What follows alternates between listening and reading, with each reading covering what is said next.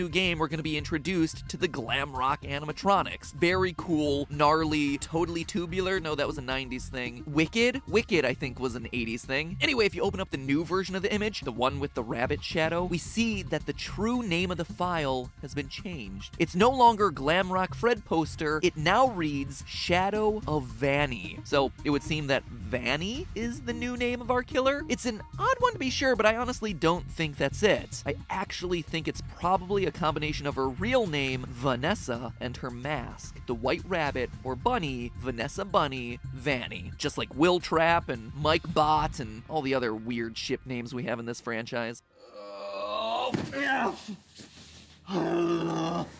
Every time.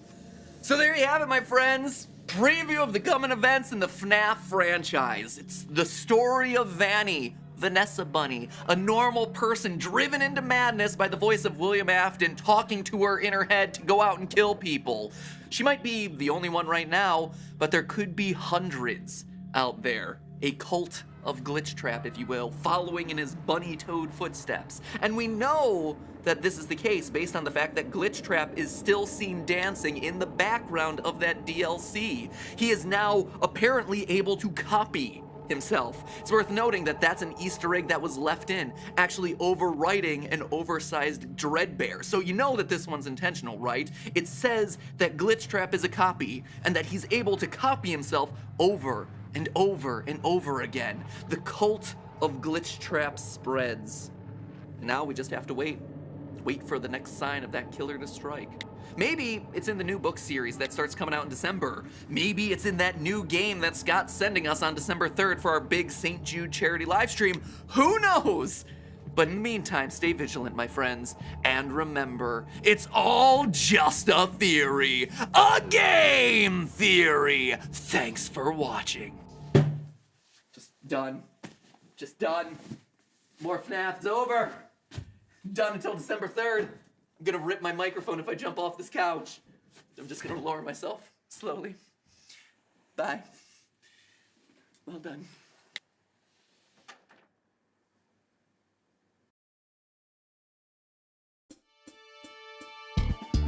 He's your buddy when your brother is a jerk. He's your pal when your dad is off at work. He won't leave you when you go get a bite.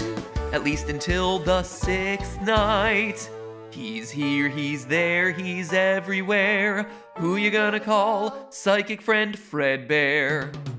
He's a flower for reasons still unknown, and he stalks you on your way back home. He makes a promise that throws off all the lore. Seriously, Scott, what is this line for? And is it supposed to be in a slightly different yellow font here? Are you meaning this to be figurative or literal? Because if it's literal, you are opening up a literal can of worms. He's here, he's there, he's everywhere. Who you gonna call? Psychic friend Fredbear.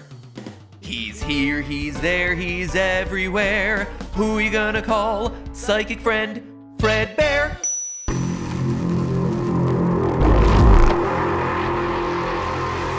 Hello, Internet! Welcome to Game Theory, where I start off today with a disclaimer.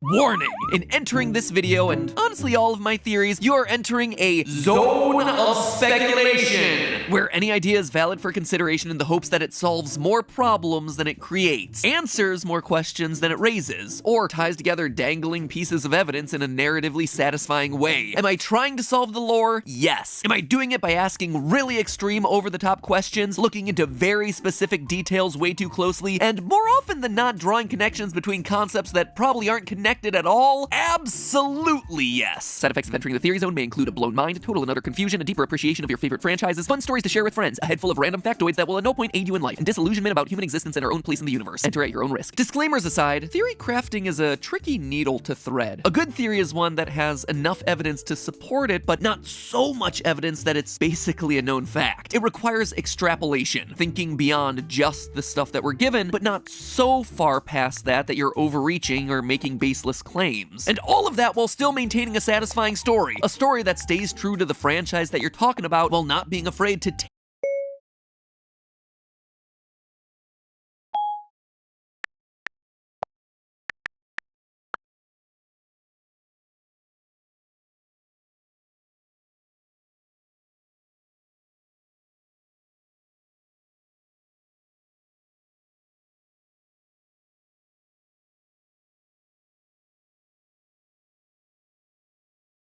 take that known story in new, often riskier directions. In a lot of ways, theory crafting is like writing fan fiction, just, with more evidence and less aggressive cuddling. A lot less aggressive cuddling than some of the fan fictions I've been exposed to over the years.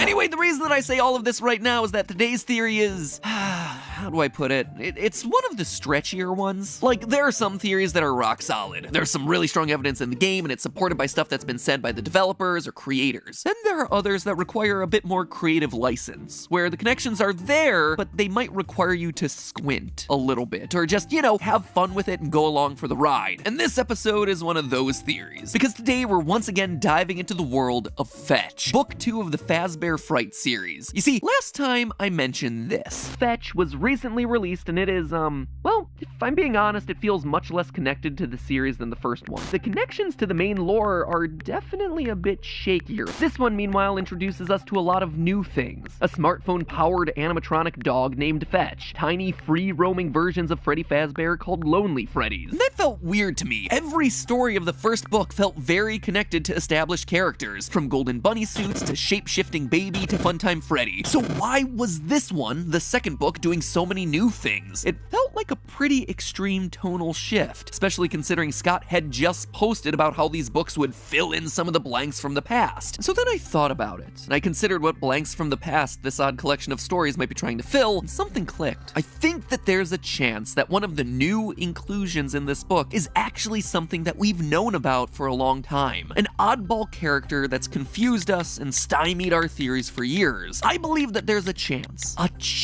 that Fetch's Lonely Freddy's may actually be the real identity of FNAF 4's psychic friend Fredbear. You remember that plush doll from FNAF 4 with the living eyes that tracked your movements as you walked around the room, that stalked you in the streets and disguised itself as a flower? The thing that could actually read the crying child's innermost thoughts. I think that guy was a type of Lonely Freddy doll. But to truly understand why I think these two are connected, let's begin with Lonely Freddy's story. To quickly recap this story in a bit more detail than I did last time, because now the details actually matter for the theory, Alec is an angry teenager who's upset that his younger sister Hazel gets all of their parents' love and affection because she's practically perfect in every way. So when Hazel, just out of the blue, starts being overly nice to Alec and wants to join him in making their parents miserable, he doesn't trust her. He's